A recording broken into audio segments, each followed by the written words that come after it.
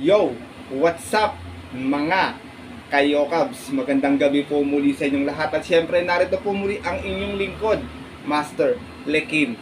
At welcome back po muli dito sa ating Master Lekim TV.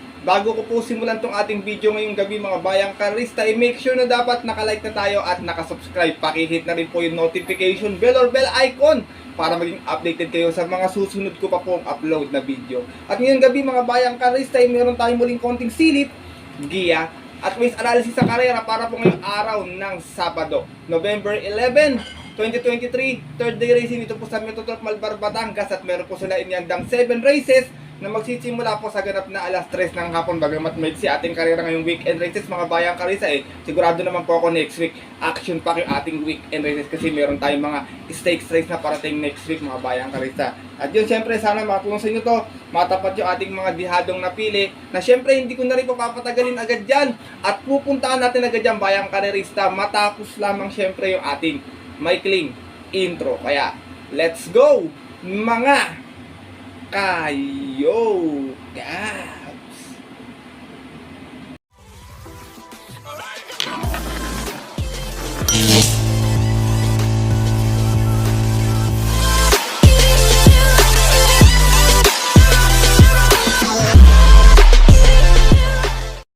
At yun mga bayang karerista, gaya nga po na nabanggit ko kanina sa ating intro, meron po tayong 7 races na lalargan ngayong araw ng Sabado. Siyempre 7 races lamang, meron tayong tigi-tigi sa set ng mga paborito po ating mga exotic bets, kagaya ng winner take all, pick 6, pick 5 at pick 4. Maganda yung ating lineup mga bayang karerista. Meron ako isang magandang pangdihado rito na sana makaraos para makakuha tayo ng yummy dividends. Na syempre, hindi ko na rin papatagalin agad dito. Wala nang patumpit-tumpit pa bayang karerista. Good luck po sa inyo lahat. Have a blessed weekend racing and start na po tayo. Race number 1, dito po magsisimula ating winner take all event. Sa itong merge race po, Pilracom rating base class 2 and 3, 54 to 60. 61 to 70, ito yung pinakamataas ng grupo sa ating rating base mga bayang karerista. 1400 yung ating distansya at meron tayong 5 runners na maglalaban-laban. 4 yung imported, isa lamang yung local dito sa karera na ito. Dito po, 1 for the day ko na lamang po mga bayang karerista, tong galing sa panalong numero 1 na si Summer Brew. Last run may 126 flat po ito. Nanalo to sa 7 po yung naging alis niya out of 8 runners na naglaban-laban sa isang rating base 47 to 53 po. At yung po na October 28 lamang kung saan tinalo niya po doon yung kabalyong si Life's Get Better. Same rider pa rin tayo rito, JTZ para sa ating numero 1 na si Summer Brew. Last time may walang madaanan to, binuko pa ni JTZ ito sa kalabas-labasan pa nagdaan to pero nakaraos siya ng karera na kating ko gamay na to.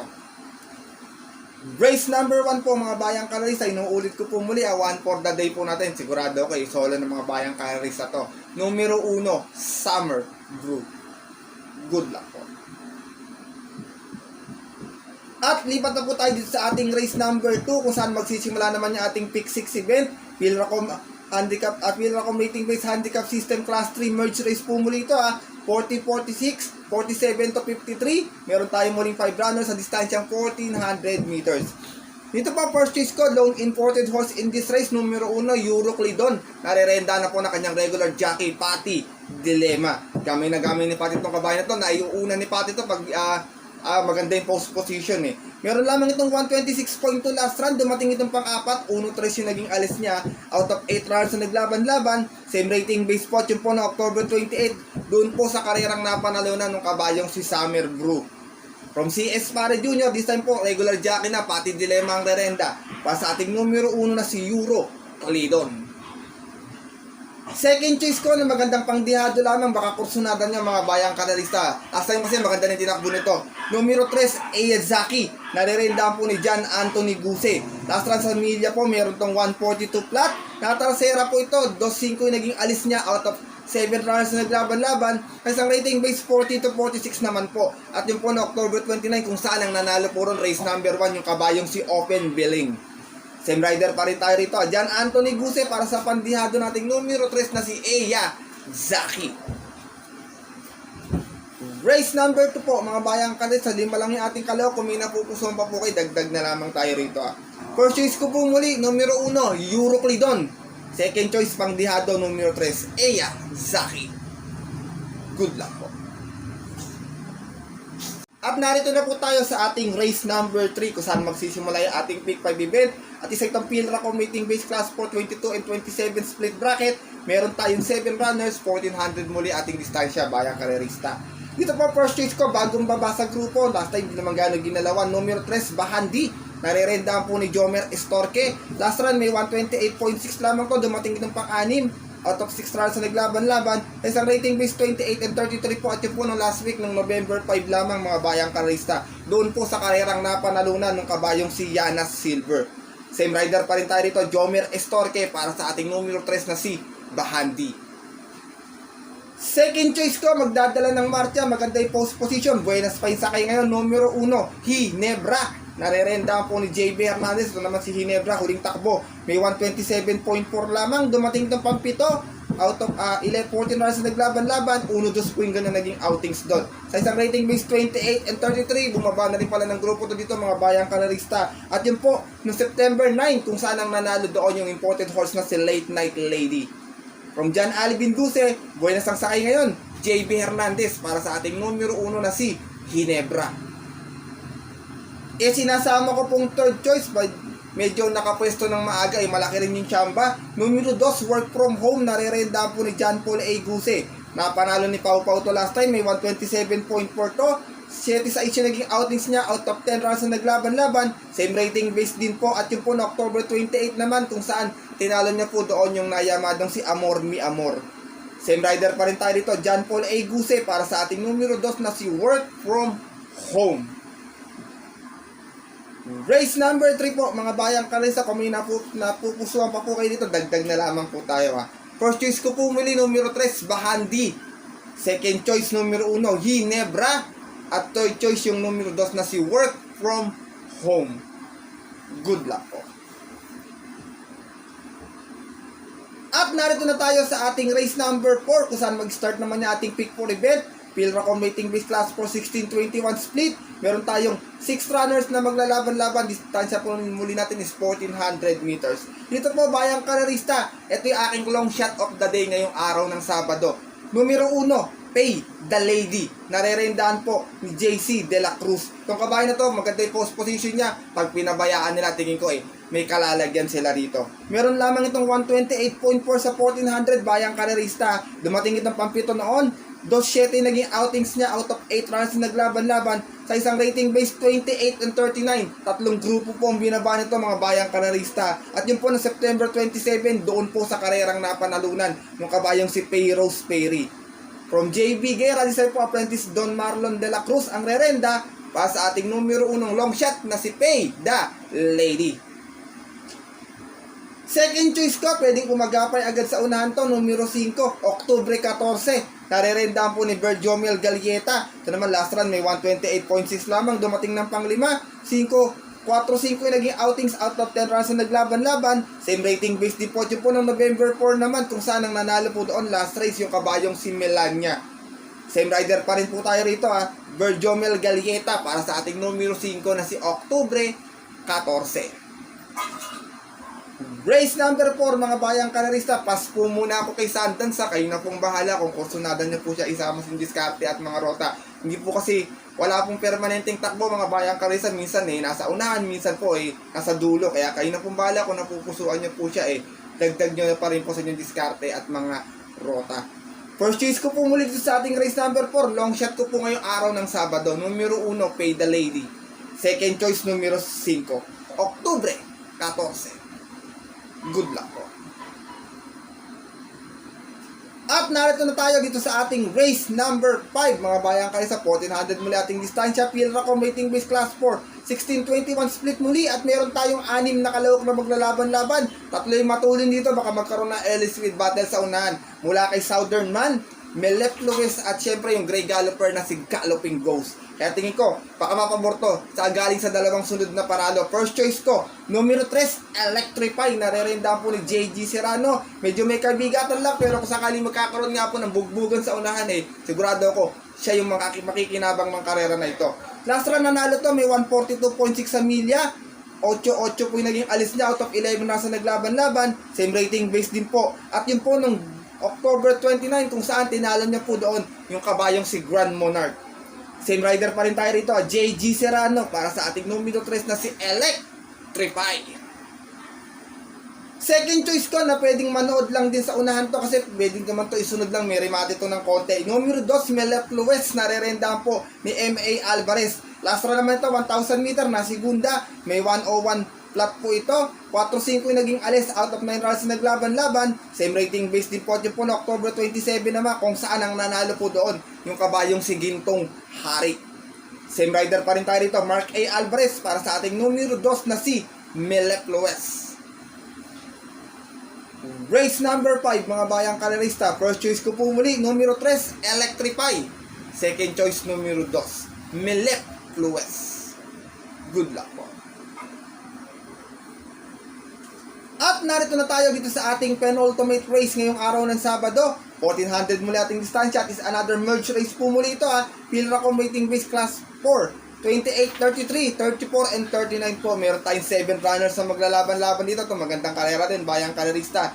Dito ako, purchase ko galing sa panalo, numero 1, Bravo. Nare-reddown po na kanyang paboritong hinete, JD King Flores. Last run nanalo to, may 126.2 sa 1400. Dos yung naging alis niya out of 6 rounds na naglaban-laban sa isang rating base 28 and 33 po. At yun po na last week lamang, noong November 4, kung saan tinalo niya po doon yung kabayong si Pactora. Same rider pa rin tayo dito, JD King Flores para sa ating numero 1 na si Bravo. Second choice ko, galing din sa panalo last time. Mamakit naman ang grupo dito, numero 5, Cromwell. Nare-reddown po ni JB Hernandez. Last time may 111.6 sa 1200. Dos po ito. Out of 5 rounds na naglaban-laban sa isang rating base 28 and 33. At yun po na October 31 naman. Kung saan tinalo niya po doon yung matulin ang pacing na si Winter on Fire. Same rider pa rin po tayo, JB Hernandez para sa ating numero 5 na si Cromwell. Isinasama ko pong third choice, mga bayang kalisa, magandang dihado, numero 7, Luke Skywalker. To pag magaling yung kalaban, magaling din manakbo to minsan eh. Narerentahan po ni IL Aguila. Ito naman eh, merong 127.4 sa 1400. Dumating itong pang 5. 4-2 yung naging outings out of 8 rounds na naglaban-laban. Sa isang merge race din po, 28 and 39. At yun po na September 27 naman, doon po sa karerang napanalunan ng kabayong si Payrose Perry.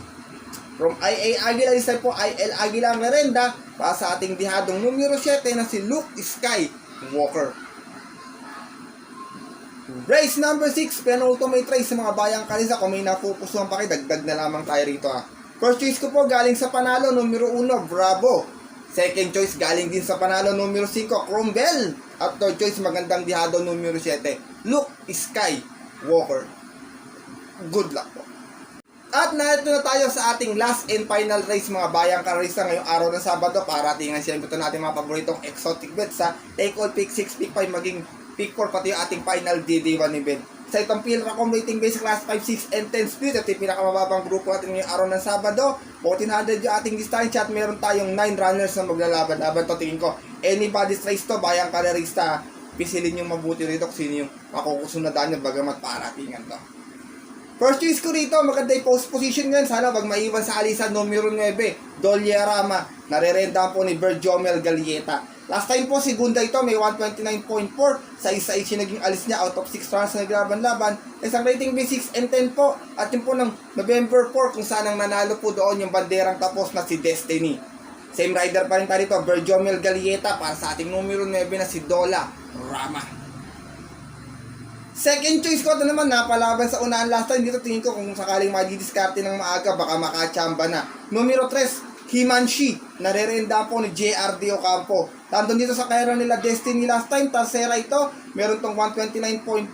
1-2 yung naging alis niya. Out of 6 rounds na naglaban-laban. Same rating base din po at same date. At syempre, same rider pa rin na JRD Ocampo. Para sa ating numero 3 na si Himanshi. Sinasama ko pong third choice, maaaring horse to beat dito, bagamat buenas nga po yung sakay ngayon, tingin ko, baka man makaraos na rin ito kabayan ito last time kasi hindi maganda yung naging salida nito Numero 7, Marquis Angel, narerendaan po ni JB Hernandez. Nanalo to, nasegunda to noon, may 128 flat to sa 1400, 5 sa each yung naging outings niya, out of 9 rounds na naglaban-laban, sa isang special race po, at yun po ng October 15, last race kung saan ang nanalo po doon, yung dihadong si Cool Ma'am. Same rider pa rin tayo rito, regular jockey, JB Hernandez, para sa ating numero 7 na si Marquis Angel. Race number 7, mga bayang karisa, parating to natin mga paborito exotic bits. Kung may napupusuan pa po kayo, dagdag na lamang po tayo rito. First choice ko po muli, wag lang maiwan talaga, malaki panalo, numero 9, Doliarama. Second choice, numero 3, Himanshi. At third choice, horse to beat, numero 7, Marquis Angel. Good luck. At yun mga bayang karerista, at ang ating mga kayokaps, natapos na po ito ating maikling video natin. Konting silip at giya ngayong araw po ng Sabado. At sana siyempre makalusot yung ating long shot na si Pay the Lady para siyempre everybody happy. Lalo na mga bayang karerista atin dyan ng mga diadista na nag-aabang na ating mga pangdihado dito sa ating YouTube channel. Maaari nyo po itong sundin or maaari pong hindi mga bayang karerista dahil ito'y sariling aral ko lamang po, kuro-kuro at opinion po sa karera. Pagdating po ng tayaan sa takilya, siyempre mas mananaig po yung sarili nyo pong napupusuan at kursunada. And always mga kayokabs, kayo pa din po yung masusunod.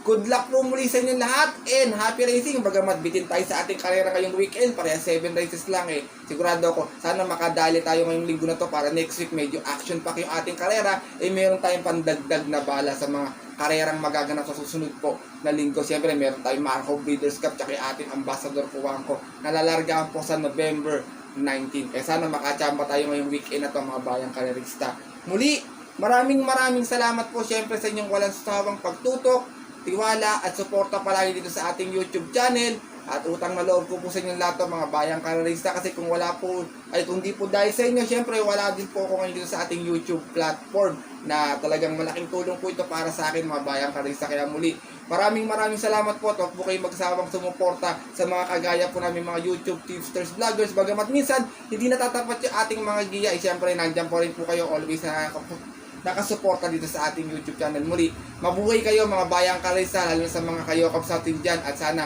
magsitama nga po kayo ngayong araw po ng Sabado. At bago po ako matapos sa ating video, mag 7 races tayo, paraanin ko lang ating ilang shoutout mga bayang karerista.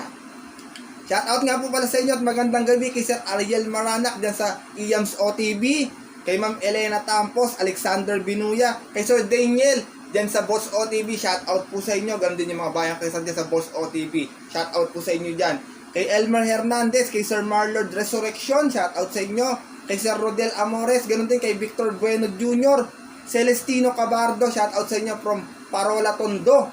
Tips ni Beshi, shoutout din sa iyo. Kay Lito Columa, kay Edgardo Ramos, shoutout din kay Rams Gialone. At pinapaglit niya yung kanyang friend na jockey na si AR Manabat, at kay Val and Hermie Dilema. Shoutout po yan mula kay Sir Rams Gialone. Ganun din kay Kawan Heart TV, shoutout sa iyo. Ken Lau, at pinapaglit naman niya si Rolly Mabuhay, Kagawad Elmer Gaspar, Alan Habate and Alan Fernandez. Shoutout po yan mula po kay Sir Ken Lau. Ganun din kay Sir Nestor Dumol, shoutout po sa inyo. Elmer Hernandez, kay Ronnie Baun, at kay Rene Esguera from Bots OTV. Shoutout po sa inyo Sir Rene Esguera, siya yung bumati sa akin last time dun sa Bots OTV. Shoutout po sa inyo, at sana magsitama nga po kayo at makatulong yung ating giya, lalo na yung long shot nating si Pay the Lady. Good luck po muli sa inyo lahat mga bayang karerista. At yun po, hanggang dito na lamang tayo, at magkita na lang tayo sa susunod ko pong upload na video para po sa ating Sunday racing analysis po. Ito po ang inyong lingkod, Master Lekim, na always po nagsasabi sa inyo at nagpapaalala na ang karera po ngayon dapat po talaga libangan lamang, dahil ito'y tapat-tapat lang at tsambahan lang. Minsan swerte, minsan malas, pero pag pinagbigyan tayo syempre ng nasa taas, bayang karerista, huwag natin kalimutan magpasalamat sa kanya at tumulong sa ating kapwa. Kasi simpleng pamamaraan lamang. Ika nga, share your blessings mga kayokabs. Good luck po muli and happy racing sa mapupunta po ng OTVs. 3 PM yung ating karera. Pinapaalala ko palagi sa inyo na stay safe everyone. God bless bayang karerista, lalo na sa mga solid natin diyang mga kayo. Alright!